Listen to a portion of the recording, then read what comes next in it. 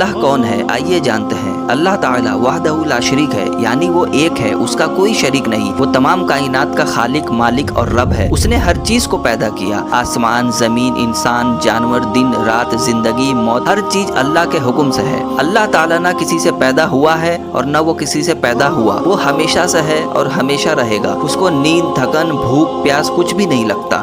اس کا کوئی مثال نہیں اور کوئی اس جیسا نہیں ہو سکتا۔ قرآن مجید میں فرمایا گیا، قل هو اللہ احد اللہ الصمد لم یلد ولم یولد ولم یکن لہ کفوا احد، جس کا ترجمہ ہے، کہہ دو وہ اللہ ایک ہے، اللہ بے نیاز ہے، نہ اس نے کسی کو جنا اور نہ وہ کسی سے جنا گیا، اس کا کوئی ہمسر نہیں۔ اللہ تعالیٰ کی صفات میں چند اہم صفات: الرحمن، بے حد مہربان، الرحیم، بار بار رحم کرنے والا، الغفور، بہت زیادہ بخشنے والا، الخبیر، ہر چیز کو خبر رکھنے والا، القدیر، ہر چیز پر قادر۔ اللہ وہ ذات ہے جو ہمیں پیدا کرنے والا، پالنے والا، ہدایت دینے والا اور ہمارا حساب لینے والا ہے، اور ہم اس کی عبادت کے لیے پیدا کیے گئے ہیں۔